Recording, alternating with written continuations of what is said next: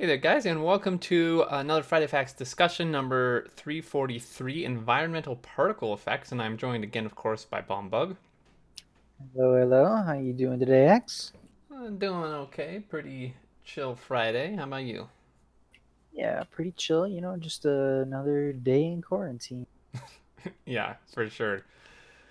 Oh man, but at least we got the Friday Facts, and this is it's a pretty cool one. The environmental particle effects, written by Dom here. Recently they did they in Friday Facts 322 they optimized particle effects for 018 in the introduction of new explosions in 325. We were able to push our vision even more during that. It always bothered me that the grenade and other explosions would emit the same type of particles regardless of the context. In most cases, it isn't that bad and somewhat okay, but when you throw a grenade into water and it still emits stone particles, that breaks the immersion, obviously. My immersion. Oh no! Yeah, I actually never noticed, to be honest. I But don't think I've ever thrown a grenade at water before. I didn't know you could do that. you could. It's pretty cool. So another problem is that we have the nice decoratives on the ground, but they don't really quote unquote interact with anything that goes on and can feel like fake flat stickers instead of something real. You would expect that when there's a massive explosion 2 feet away, the bushes might have some reaction to that. Yeah, you would probably think so. Yeah, I definitely would. So this little GIF here is a explosion effect currently in 018, meaning what we have right now, what you'll be seeing in game. As you can see, these bushes and stuff, pretty much no effect at all, just a little dinky crater here. Yeah, the biters should have used those as armor, man. They would have been just good to go, man. Yeah, just come some bush Wookiees and stuff, and they'd be good to go. Um, so specific tile effects. One thing we wanted was some way for tiles to respond to the explosions in different ways. The way Posila decided to add this capability is through the invoke tile trigger, effect trigger, sorry. Tiles can define an effect that happens and the explosion will tell the tile to create that action. After the implementation of this feature, it was smooth sailing from here. I was able to design the explosions like I wanted them to be emitting specific particles based on their tiles. For example, besides the visual improvement of the stone immersion in water, I was able to make the hazard concrete emit dark gray and yellow particles. A couple examples here. You can see, we'll just watch this through here. It's the rock. Um, it's kind of hard to see, but in this hazard concrete one, I think, see a couple like yellow pieces and black pieces go flying out. Yeah, Um, you'll be able to see the yellow pieces like on the black stripes a little better. yeah, and if it were just like a little piece of hazard concrete you blew up and it was like surrounded by like grass or something, I think you'd see it a lot better rather than it landing on hazard concrete. Um, but yeah, so this is really cool. Just these like little effects. It does even if you don't consciously notice it. I think it probably does add a little bit to the game. Yeah, Um, every little bit helps. Especially like once you do notice that the bushes aren't going away, then you'd be bugged. And now you want to. yeah, exactly. Um, so let me just watch this one more time. See, yeah, so it does clear the bushes, really cool. We keep in mind that people might want to tint all the new particles from mods, so we kept everything as tintable as possible. So a modder can just use our particle definitions and tweak the tints, for instance, if they want to add purple terrain. It's worth mentioning that the same goes for almost all new particles, metal, stone, vegetation, blood, glass, etc. Using the same sprites with different tints also helps us save some VRAM as the game applies the tint during the render phase. So that's really cool. Always leaving as much possibilities open for modders as possible, which is really great. Uh, then moving down to decoratives. Posila also added the engine changes required to remove decoratives on impact and for the decoratives themselves to create some particles on their destruction.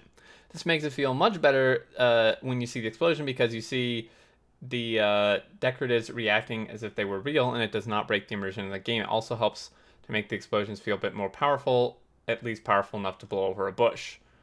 which is true. Uh, I would hope your grenades are at least that strong. Yeah. Yeah, I would hope so. Otherwise, like I don't know how they're clearing patches of trees and stuff.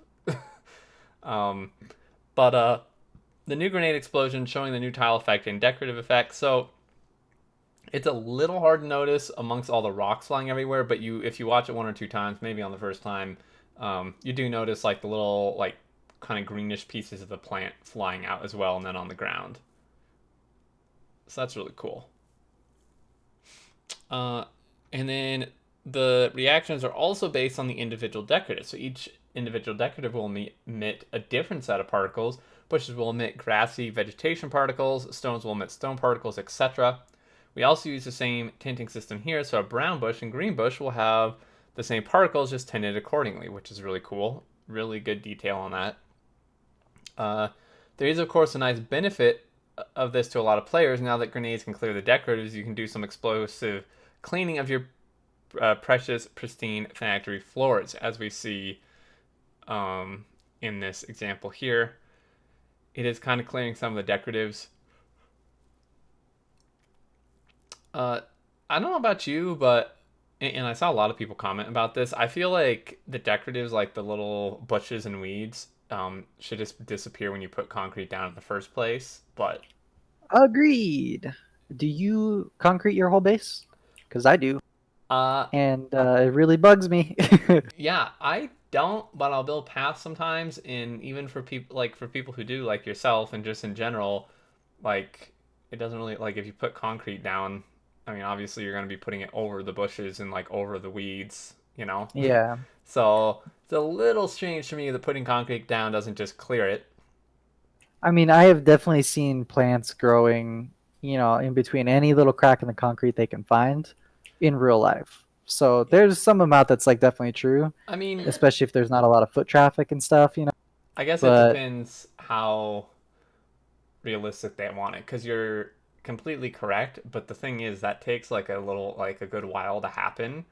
yeah, Like, not after a fresh pour, right? yeah, like it's not like you pour the concrete in like within 2 seconds the plants have like grown through it.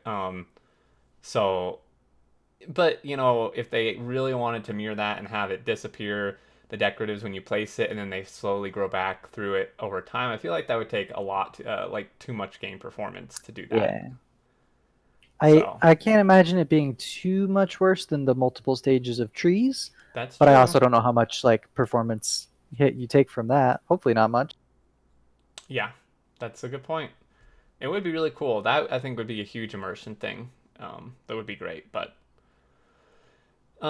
at least being able to clear them with grenades is nice. Except when you concrete under your base, you don't want to be blowing up your base to clear them. So Yeah, you got not concrete first, then grenade, and then put your stuff down, and that's a little bit of effort. it really is. You got to automate carpet bombing of our fresh concrete pours. Yeah. In some ways, I wish you could have robots clear out decoratives. That'd be really That would be nice. nice. Yeah, have a special deconstruction planner for it. Yeah, they come by with like little weed whackers. Um, That would be great. I would love that. that'd be A little hilarious. Roomba, just. Oh my god, yes. Alright, guys, Roomba mod coming in. Here we go. Go and do it, please. Oh, that'd be so great. Um, but overall, really like these particle effects. Really happy with what they're doing here. Uh, and then moving to minimal no base mod from Clonin. So Bilka has spent quite some time in the last month working on a new quote unquote mod for the game. Well, it's more of a mod that allows the removal of the base mod, which is obviously what just vanilla loads with. It has always been technically possible to run Factorio without the base mod enabled, but anytime you would try it, you'd be hit with a bunch of missing prototype messages. Basically, the game needs to have some minimum amount of prototypes to find and be able to launch properly. So Bilko's work will act as a foundation for other mods to build on. To help modders make sure total conversion mods, or to help modders make true total conversion mods, or just have fun with the raw Factorio engine. Of course, enabling this mod and starting this game isn't very fun on its own, as you can see. Mm. Factorio, but there's no content. But the possibilities of people being able to make even more of a total conversion or overhaul mod is really interesting. Absolutely. Or To talk about that a little bit, have you seen? I can't remember the name of it, but it's like Overwatch Workshop. I don't think I have. They allowed a whole bunch of control over any sort of scripting action and graphics and stuff in custom game modes. Mm-hmm. They enabled that over the past couple years, just adding more and more things. And we're seeing like Overwatch Flappy Birds, where you're playing a pharaoh, and it is like a 2D side scroller where you're just like using your jetpack to go up and down and dodge pipes, like Flappy Bird. We saw all sorts of sort of zombie infection modes, or like raid boss style modes with one super beefed up character versus a whole bunch of other characters on the enemy team. When you give the players the ability to do what they want, it's pretty awesome.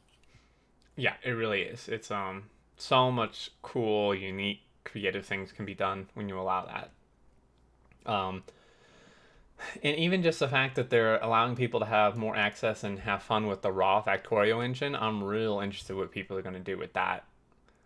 So uh, we'll have to see what comes out of this. But overall, really cool. Really looking forward to see what people do with this. Access here. You can check out the detailed forum post by Bilka, and can find the project repository here on GitHub. Um, but overall, real good stuff. I like these particle effects. It'd be great if they could do the suggestions we mentioned with concrete, but I feel like that's probably just not really maybe as easy as we think it is. Yeah, and that's not as huge of a deal right now anyway. I Mm-mm. would love to see just like nice clean concrete, but actually thinking about it, do decorators show over hazard concrete, or do they not? That Maybe is an that's the excellent solution. question. Because I can't remember. I don't use hazard concrete too much. It's a lot more expensive, right? It is. I truly don't remember. All right, I'll have to do some research on that one. Yeah, same here. That would be kind of interesting if it didn't, seeing as it does on like all the other concretes. Uh, but but yeah. Overall, great Friday facts. Any last thoughts here? I am just really looking forward to that Roomba mod. Now that I've got it in my mind, it's got to come out at some point. Yeah, someone please get on that. We need that. That'd be fantastic. But yeah, I think that's gonna do it, guys. As always, thank you so much for watching. Really appreciate it. Hope you enjoyed. Leave your thoughts below, and of course on Reddit and the forums for the devs. And until next time, we will see you later. Catch you later.